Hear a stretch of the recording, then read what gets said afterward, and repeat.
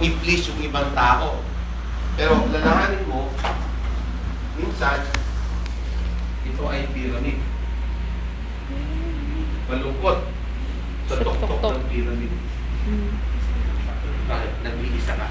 Ang nag-iisa. Ang tanong doon, when you reach the top, can you move downstairs? O can you move downward? Magpakumbaba. And you can go back. Okay? Baka sabihin mo, when you reach the top, hindi ka na makilala. Wala ka ng kapwa-tao, bakit mayaman ka din? Huyo ka. Huyo ka. Sinasabi. Huyo ka. Huyo ka. Huyo! Bakit? Magka-level ba tayo? Baka yung mga mayayaman. Sabihin mo, basta mayayaman siya, hindi na nakakakilala, wala ng kapwa-tao. Yung goal is a definite plan in your life. Plan or purpose you have in your life. And then good goal gives you a picture where you are going. Saan ka pupunta? Mahirap na yung mahalala si Batman. Dapat merong concrete. Kung ilang taon, anong age, anong oras, anong magagawin mo sa buhay mo. Alam, ako pagdating ko ng 60 lang, mag-retire na ako. After, when I reach that age, gusto ko mag-ano na lang ako, mag-travel na lang. Yung ba ginagawa nila? Magta-travel abroad. Yung lahat ng hindi mo nagawa during your earlier time, saka mo gagawin, you will enjoy life na lang. Tama? And then when you reach the age of 70, pwede ka na mamatay. Ang tanong doon, pagka namatay ka, anong klase ng tao? How you live your life? You live your life to the fullest and gain nothing, or you live your life to the fullest but you gain things. Both material and financial gain, or you gain fame, or you become famous. Baka later on, pagdating mo ng age of 60 or 65, ikaw ay isang philanthropist na. Ano yung philanthropist? Ano yun? May narinig ako? Nakakatulong ka na sa ibang tao. Tito niya, philanthropo yung tao. Yung lolo. Tito niya. Hindi naman kailangan ng tito niya ng pera. Marami ng pera yung tito niya. Gusto niya, nakakatulong na sa ibang tao. May na pinag-aaral lang ngayon. Diba?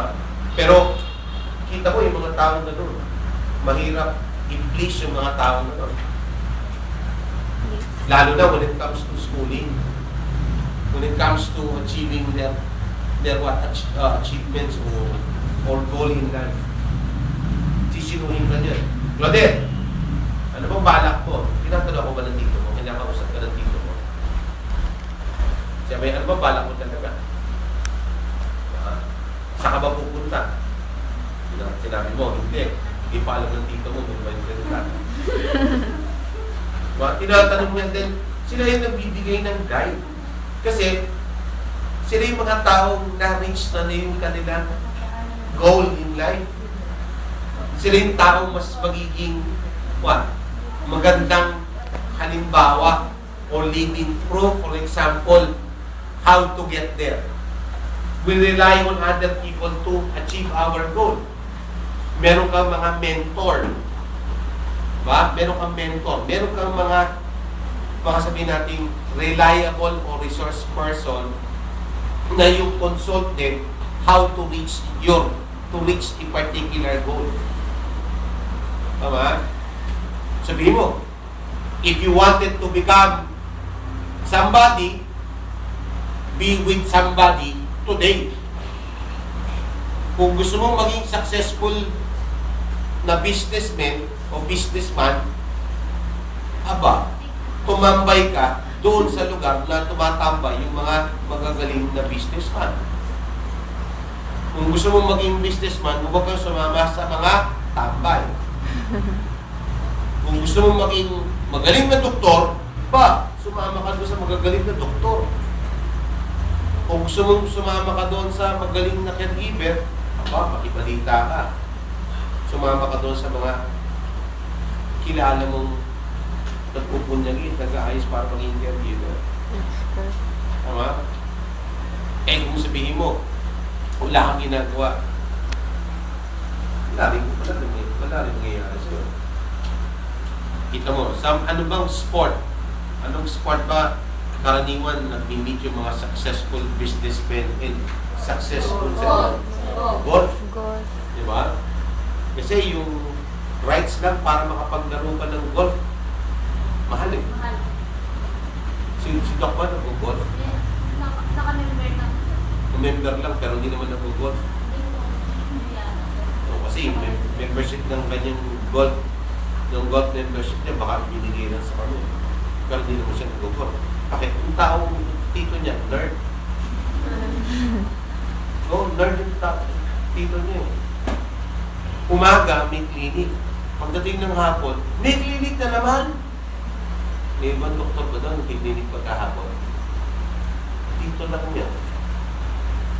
Tito lang niya ang nakikita kong doktor dyan. Baka ibang doktor siguro hindi ko lang napapansin. Pero tito niya, marami ng pera kung tutuusin niyo. Pero, paghapon, meron siyang clinic. Alam niya, kahit naman magpahinga na lang sa pwede mo.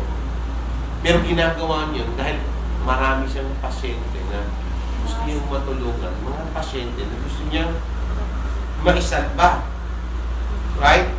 Although, with the fee, pero, hindi naman kailangan ng tito niya ng pera eh. Diba?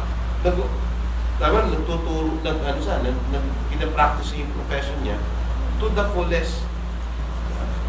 Not because of money. Not because of fame, because doktor rin niya, he was already famous. Diba? Isa rin sa nakikita ko natin. Greatest achievement ng isang tao is what? Sabihin natin, kung makatulong ko na sa ibang tao. Right?